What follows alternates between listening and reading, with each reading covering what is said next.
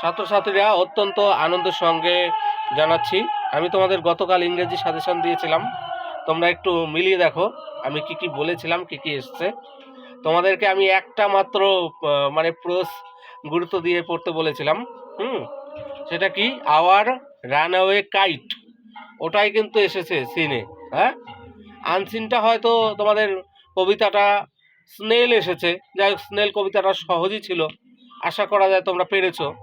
স্নেলটা আমি কমনের মধ্যে দেইনি, যদিও আমি মাই ওন ট্রু ফ্যামিলি বলেছিলাম। আর সব থেকে বেশি গুরুত্বপূর্ণ বিষয় যে রাইটিং স্কিল, আমি যে তিনটে বলেছি তিনটে এসেছে। একটা পার্সোনাল লেটার বলেছি, এসেছে। একটা নোটিশ রাইটিং বলেছিলাম, এসেছে। একটা স্টোরি রাইটিং বলেছিলাম, এসেছে।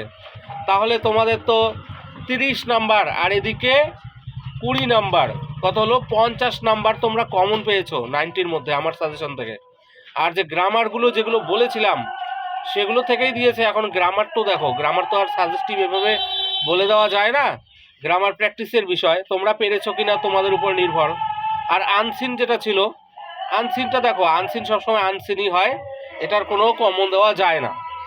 তো আশা করা যায় যারা পরীক্ষাটা দিয়েছো, পরীক্ষাটা যে অত্যন্ত ভালোই হবে এ কথা বলার অপেক্ষা রাখে না।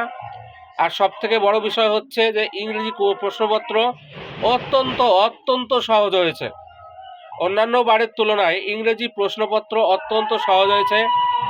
যারা মোটামুটি রাইটিং স্কিলগুলো ফিল করেও দিয়ে এসেছো, মানে আমি যারা এভারেজ স্টুডেন্ট তাদের কথা বলছি, ভালো ছাত্রদের কথা বলছি না, তোমরা নম্বর পাবে, নিশ্চিন্ত থাকো। যে সমস্ত ছাত্রছাত্রী মোটামুটি মানে কেউ ছেড়ে দিয়ে আসো নাই আর কি, তারা ইংলিশে মোটামুটি ভালো নম্বর পাবে, 30-40 এরকম পেয়ে যাবে। আর যারা ভালো ছাত্র তারা 90-তে 90 পেতে পারো।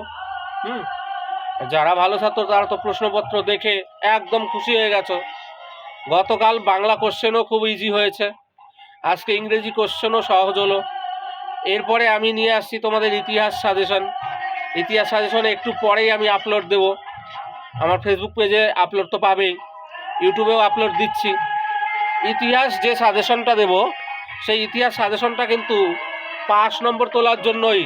আমি কিন্তু একবারও বলিনি যে এগুলো পড়ে তোমরা 100-তে 100 পাবে বা 90-তে 90 পাবে। আমি বারবার করে বলছি যে এটা শুধুমাত্র কমজোরি ছাত্রদের জন্য। আগের দিন যারা এটা দেখে গিয়ে কালকে পরীক্ষায় শুধু উতরে যেতে চাও তাদের জন্য। সেই হিসেবে ইংরেজিতে তোমরা 50-60 নম্বর কমন পেয়ে গেছো, অন্তত পক্ষে আমাকে একটা থ্যাঙ্কস জানিও। এবং আমার সঙ্গে যদি রাস্তাঘাটে কোথাও দেখা হয়ে যায়, পারলে আমাকে মিষ্টি খাইও।